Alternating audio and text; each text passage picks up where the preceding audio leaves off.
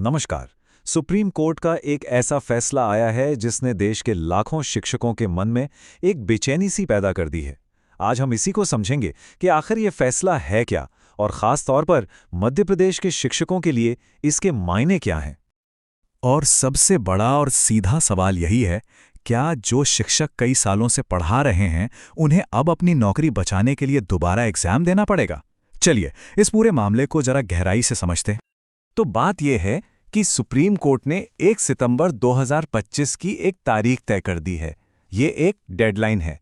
इस दिन से एक नया नियम लागू होने जा रहा है जो देश भर के सरकारी और सरकारी सहायता पाने वाले स्कूलों के शिक्षकों पर सीधा असर डालेगा।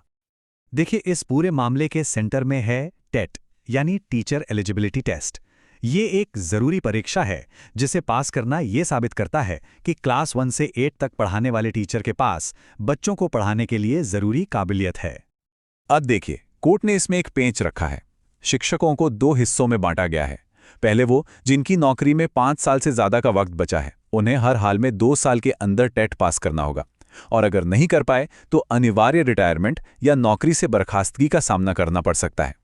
वहीं दूसरी तरफ जिनकी नौकरी 5 साल या उससे कम बची है, उनकी नौकरी तो बची रहेगी पर उन्हें आगे कोई प्रमोशन नहीं मिलेगा। तो ये नियम किस किस पर लागू होगा? क्लास 1 से 8 तक के सभी शिक्षकों पर, चाहे वो सरकारी स्कूल में हो या एडेड स्कूल में। और सबसे चौंकाने वाली बात यह है कि ये नियम उन शिक्षकों पर भी लागू होगा जिनकी नौकरी 2009 के शिक्षा का अधिकार कानून आने से भी पहले लगी थी। हाँ, एक बात है, माइनॉरिटी स्कूलों का मामला अभी तय होना बाकी है। तो अब सवाल ये उठता है कि आखिर सुप्रीम कोर्ट को इतना सख्त आदेश देने की जरूरत पड़ी क्यों?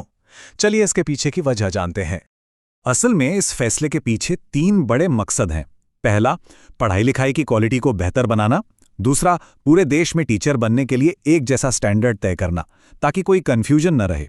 और तीसरा, ये पक्का करना कि national council for teacher education यानी NCTE के बनाए नियमों का ठीक से पालन हो।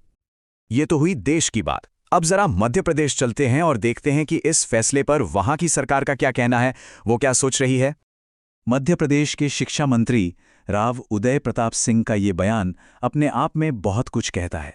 उन्होंने साफ साफ माना है कि जो शिक्षक सालों से पढ़ा रहे हैं उनसे अब दोबारा परीक्षा देने को कहना उनके लिए एक बड़े संकट जैसा होगा। तो इस चिंता को देखते हुए राज्य सरकार ने शिक्षकों को कुछ भरोसा दिलाने की कोशिश की है। आइए देखते हैं कि सरकार का आगे का प्लान क्या है। शिक्षा मंत्री का संदेश बहुत सीधा और साफ है। उन्होंने शिक्षकों से कहा है कि वो बिल्कुल भी चिंता ना करें क्योंकि सरकार पूरी तरह से उनके साथ खड़ी है। तो सरकार करने क्या वाली है? उन्होंने एक 3 स्टेप प्लान बनाया है। पहला, सुप्रीम कोर्ट के ऑर्डर को शब्द दर शब्द पढ़ना और समझना। दूसरा, बड़े अफसरों और कानून के जानकारों से सलाह मशवरा करना। और तीसरा, अगर जरूरत महसूस हुई तो खुद सुप्रीम कोर्ट जाकर इस मामले में दखल देने की अपील करना। तो अब हम एक ऐसी जगह पर खड़े हैं जहां 2 बातें आमने सामने हैं। एक तरफ सुप्रीम कोर्ट का सख्त आदेश है जो कहता है कि टेट तो देना ही पड़ेगा, और दूसरी तरफ मध्य प्रदेश सरकार का अपने शिक्षकों से वादा है कि वो उनके साथ हैं। और यहीं पे आकर ये कहानी हम एक बहुत बड़े सवाल के सामने लाके खड़ा कर देती है कि क्या शिक्षा की क्वालिटी सुधारने और शिक्षकों के भविष्य को सुरक्षित रखने के बीच कोई रास्ता निकल पाएगा, या एक को बचाने के लिए दूसरे की कुर्बानी देनी होगी? इसका जवाब तो अब वक्त ही देगा।